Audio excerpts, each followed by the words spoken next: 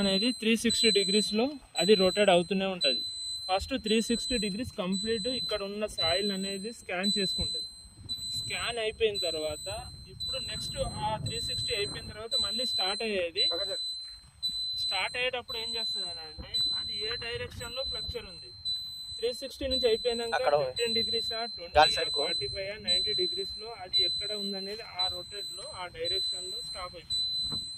First అయితే exactly 360 కావాలి, అయితేనే మనకేందనంటే ఆ ఏరియా టోటల్ స్కాన్ అయినట్టు.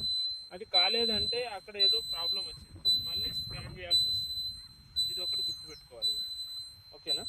ఇప్పుడు మనం స్టార్ట్ చేసింది సౌత్ పోల్ నుంచి స్టార్ట్ చేసాం. మళ్ళీ సౌత్ పోల్కి అనేది మళ్ళీ మిషనరీ అక్కడి వరకు స్కాన్ చేయగలగాలి.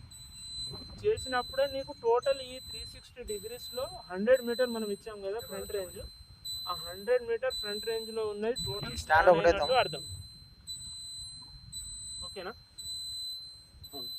అది ఇప్పుడు మనకేందనంటే ఇప్పుడు 360 కాలేదు, 345 వరకు అయింది. సార్ నువ్వు అన్నట్టు ఎక్కువ ల్యాండ్ ఉంది అనుకో 500 మీటర్ పెట్టి కూడా చేసుకోవచ్చు. 500 మీటర్ చేస్తే ఆ ఏరియాలో ఏందున్న స్ట్రక్చర్ తెలిసిపోతుంది.